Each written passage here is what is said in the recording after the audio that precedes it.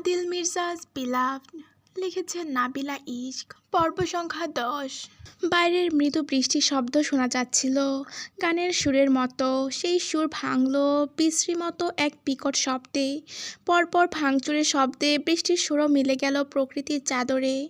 বাড়ির বাইরেটা যত শান্ত সুরেলা, ভেতরটা ততটাই অশান্ত অবিস্মরণীয়। যে তাণ্ডব চলছে ড্রয়িং রুমের ভেতর। টেলিভিশন, টি টেবিল, আলমারি ভাঙচুরের বিশ্রী শব্দে কান দুটো চেপে ধরে ভয়ে কয়েক কদম পিছিয়ে পড়তে বাধ্য হয়েছেন কাজল বেগম। ভাঙা কাচের টুকরোগুলো উড়ে উড়ে এসে ফ্লোরে পড়ে কয়েক টুকরোতে বিভক্ত হয়ে পড়েছে। কিছু টুকরো ভদ্রমহিলার পায়ের কাছে, পায়ের উপরে এসেও পড়েছে। জয়নাল সাহেব কয়েকবার ধমকে ছেলের হুঁশ আনার চেষ্টা করছেন, তবে কাজের কাজ কিছুই হলো না। জিহাদ যেন পাগল হয়ে গিয়েছে। ওর শ্রবণ ইন্দ্রিয়তে যেন একটা শব্দ পৌঁছাচ্ছে না। নিজের মতো বিলাপ জুড়ছে চাপা গলায়। ক্রমান্বয়ে ছুটে এটা ওটা ভাঙতে ভাঙতে ব্যস্ত পুরুষালী হাত দুটো। অন্যদিকে ছেলের চিন্তায় আতঙ্কে কাঁদছেন কাজল বেগম। অসহায় হয়ে পড়েছেন তিনি। মিহি গলায় ডাকলেন শুধু, জিহাদ বাবা আমার, শোন। মায়ের কথা শোন বাবা, থাম। পাগলামি থামা। জিহাদ শোনে না। এলোপাথারি সব ভেঙে তছনছ করছে তখনও। হিসহিস করছে ক্ষত বিক্ষত হওয়া বাঘের মতো। হাতটাও কেটেছে অনেক জায়গায়।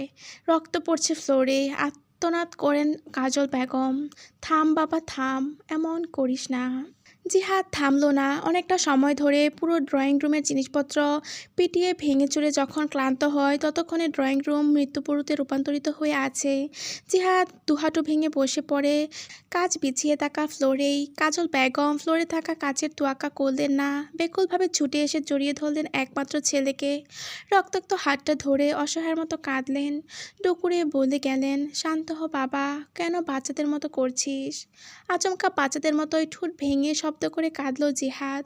মায়ের বুকে মুখ লুকিয়ে বলে গেল, আমি দায়িত্ব এড়াতে চাই না মা, কিন্তু কিন্তু আমি রিধিমাকে কখনো অমন নজরে দেখিনি।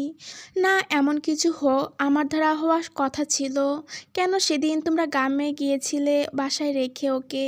কেন আমাকে জানাওনি ও একা বাসায় ছিল? আর কেনই আমার রুমে এসেছিল? কেন সবাই মিলে আমার সাথে এমন করলে মা? আমি যে রোজাকে হারিয়ে ফেললাম।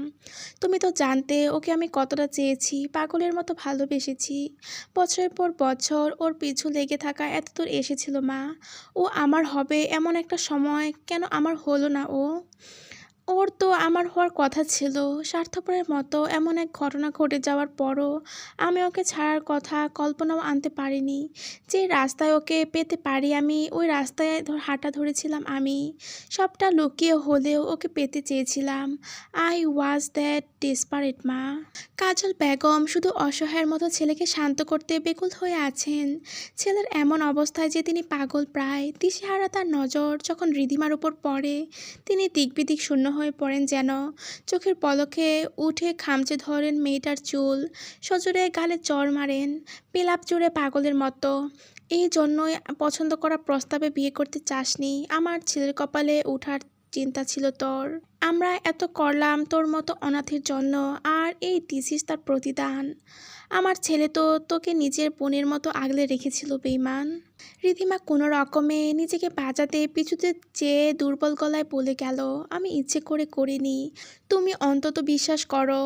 বিশ্বাস আর তোকে? কাজল বেগম পুনরায় হাত তুললেন। চরের প্রভাবে কয়েক কদম পেছাতে বাধ্য হলো মেয়েটা। কোনো রকমের দেয়াল ধরে নিজেকে সামলালো। কাজল বেগম তখনও রাগে ফুঁসছেন। তেড়ে গিয়ে ধরলেন মেয়েটার চুলের মুঠি। মারার জন্য হাত তুললেন ফের, অথচ হাত ছুঁতে পারল না উদ্দেশ্যপূর্ণ গাল। তার হাত কেউ শক্ত করে চেপে ধরেছে। এতে হতবাক হলেন কাজল বেগম।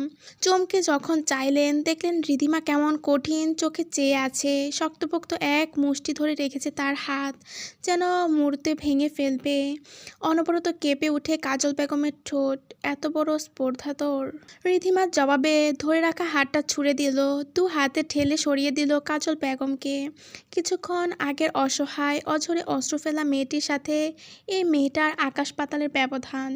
নিজের বড় পেটখানা ধরে রিধিমা তাচ্ছিল্যের চোখে তাকালো জিহাদের দিকে। এরপর কাজল বেগমের চোখে। অসন্তুষ্ট জয়নাল সাহেব কিছু বলার জন্য মুখ খুলবে এর পূর্বেই রিধিমা চিৎকার করে বলে উঠল, আমারে আশ্রয় দিছো, আমারে খাওয়াইছো পড়াইছো দেখা বাচ্চা আসো। আমি তোমাদের বাঁচাইছি।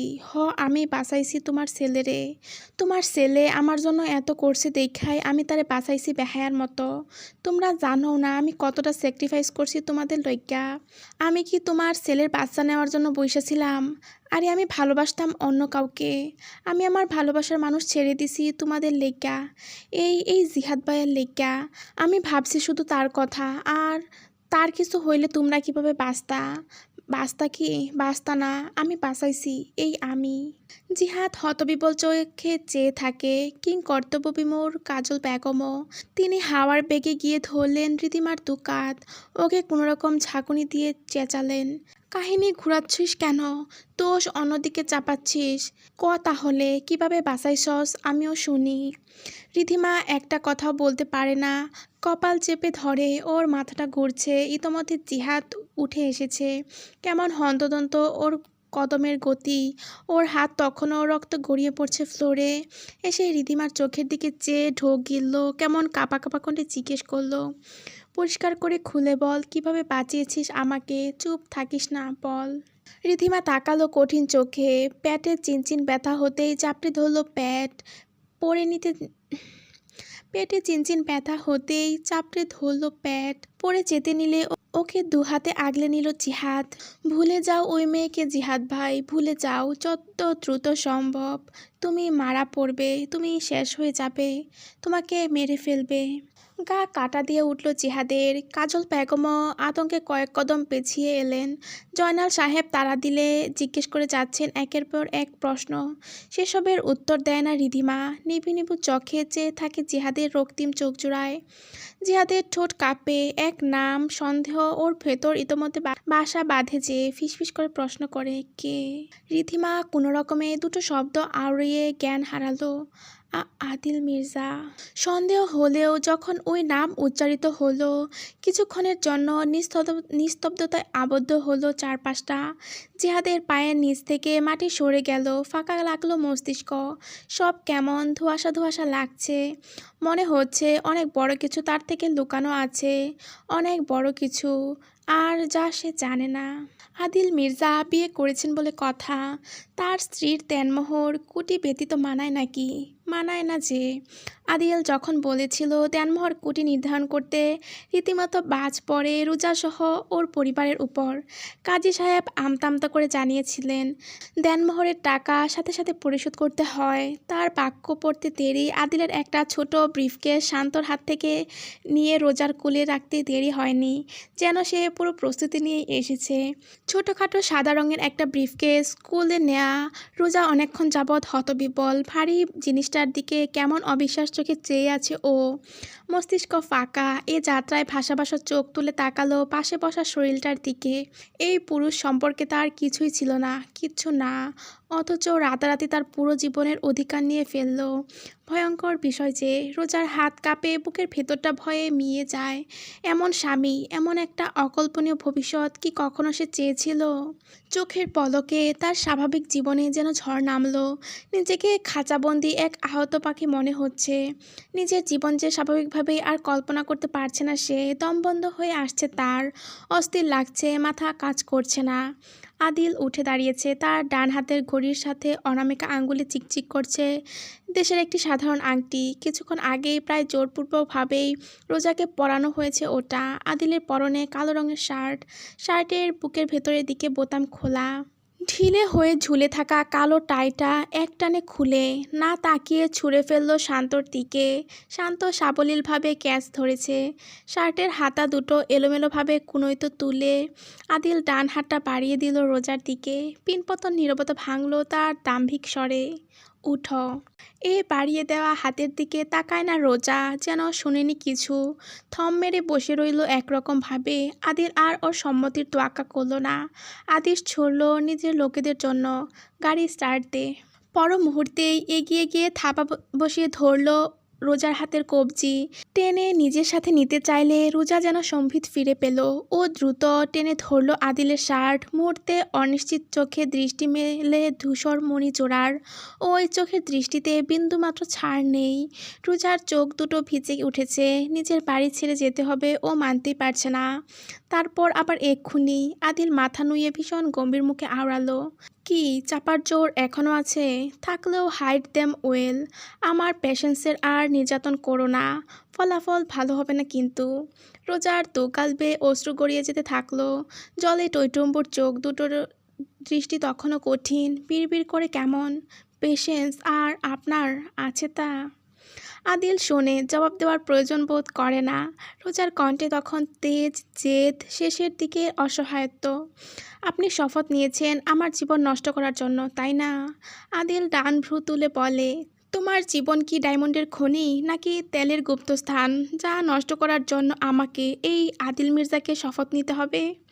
রোজা রাগে কাঁপলো, সাপের মতো হিসিয়ে ওঠে। আপনার লজ্জা নেই তাই না? সেটা কি?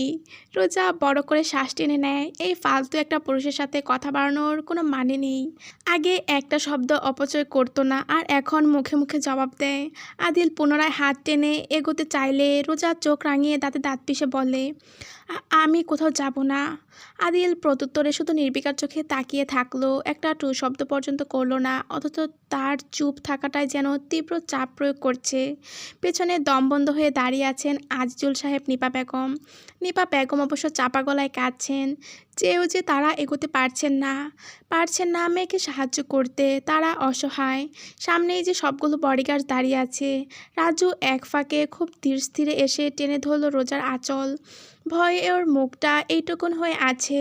রোজা এ যাত্রায় আত্মসমর্পণ করে বলে, আমাকে আজ রাতটুকু সময় দিন।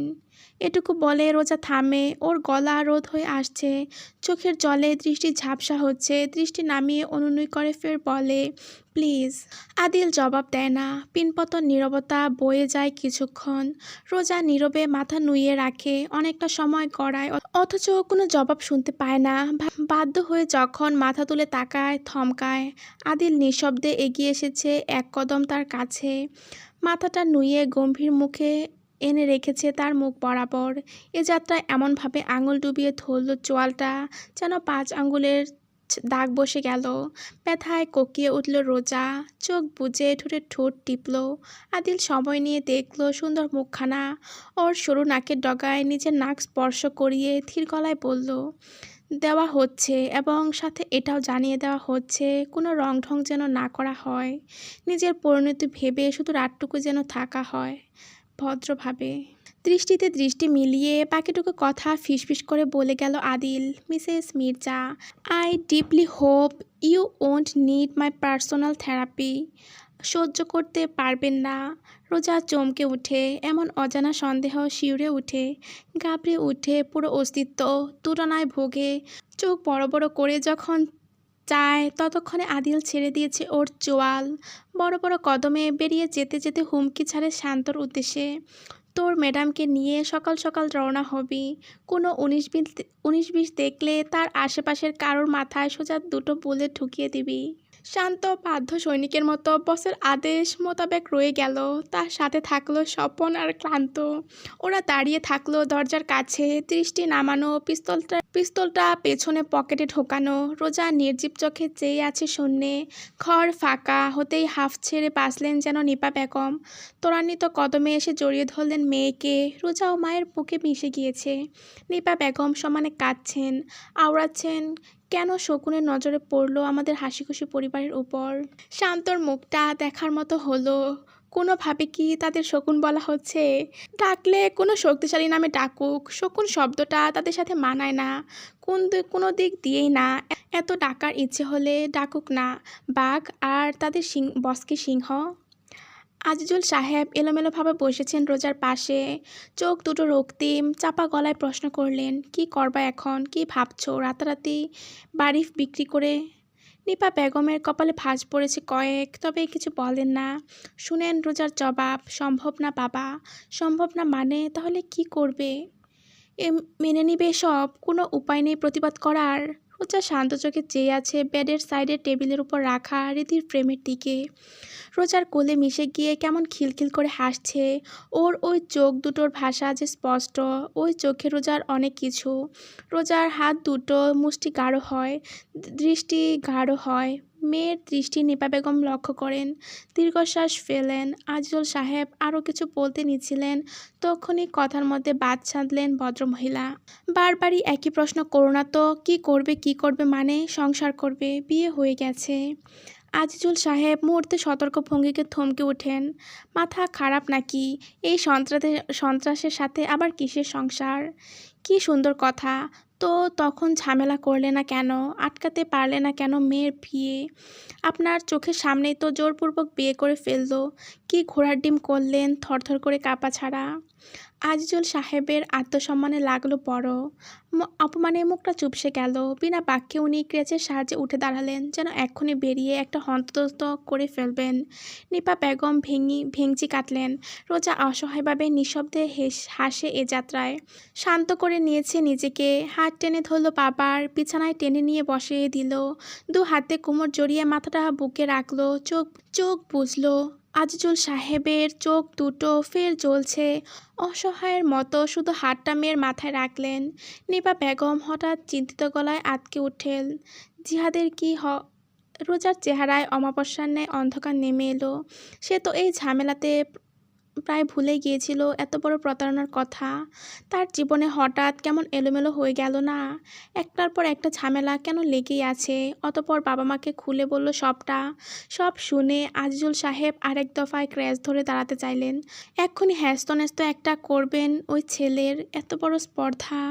এলেন ছাদের এক কোণে দাঁড়িয়ে আছে সোজা হয়ে। ঝুম বৃষ্টি আর নেই, ঝিরঝির করে পড়ছে। ঠান্ডা বাতাস বইছে চারিপাশে। সুইমিং পুলে পড়া এক একটি বৃষ্টির শব্দে মুখরিত চারিপাশ। এলেন কিছুটা স্বচ্ছ আগ্রহ নিয়ে তাকালেন ছাদের ওই নিরালায় গোপনে থাকা রুমটার দিকে। আদিল মির্জার পার্সোনাল বডিগার্ড হিসেবে এমন কিছু নেই, তারা জানে না। এমন কোনো স্থান নেই যেখানে তাদের পা পড়েনি, শুধুমাত্র এই রুমটি বাদে। আদিল মাঝে মধ্যে এখানে বিশ্রাম করে। ভেতরে তাদের প্রবেশ একদমই নিষেধ বলা যায়। এলেন কখনো আগ্রহ প্রকাশ করেনি ভেতরে ঢোকার, আজ আগ্রহ কাজ করছে ভীষণভাবে। এলেন এক কদম বাড়ায়, এগোতে থাকে রুমটার কাছাকাছি। ইলেকট্রিক ডোরটা লকড না, অল্প মেলে রাখা। এলেন হাত বাড়িয়ে খুলতে চেয়েও শেষমেশ খুলে না। হাত নামিয়ে আনে, কণ্ঠ তুলে, বস বস। আদিল জবাব দেয় না। এলেন পুনরায় ডাকে ঢোকার অনুমতির আশায়। তখনও কোনো জবাব আসে না। এবার আর আগ্রহ নয়, সতর্ক হয় এলেন। চিৎকার করে, বস বস, আর ইউ দেয়ার বস? জবাব না পেয়ে তার চিৎকারে বডিগার্ড সহ তৃতীয় তলা থেকে উঠে এসেছে সবাই। এলেন দেরি করে না, দরজা ঠেলে ভিতরে প্রবেশ করে পিস্তল নিয়ন্ত্রণে রেখে। বাকিদের না ঢোকার নির্দেশ দেয়, নিজে একাই ঢুকে। কুচকুচে অন্ধকারে প্রবেশের পথ। এলেনের সাবধানে এগোতে এগোতে ফের ডাকে, বস। এ যাত্রায় জবাব আসে ভেতর থেকে, নাকে মুখে উচ্চারণ করা ছোট শব্দ, আদিলের জবাব পেয়ে শান্ত হয় এলেন। এলেনের তটস্থ হয় হৃদয়। পিস্তল পকেটে ঢুকিয়ে খোঁজে সুইচ বোর্ড, পেয়ে লাইট জ্বালিয়ে দেয়। পাশাপাশি শুনতে পায় ক্রমান্বয়ে বাজতে থাকা ফোনের রিংটন। আদিলের পার্সোনাল ফোন বাজছে।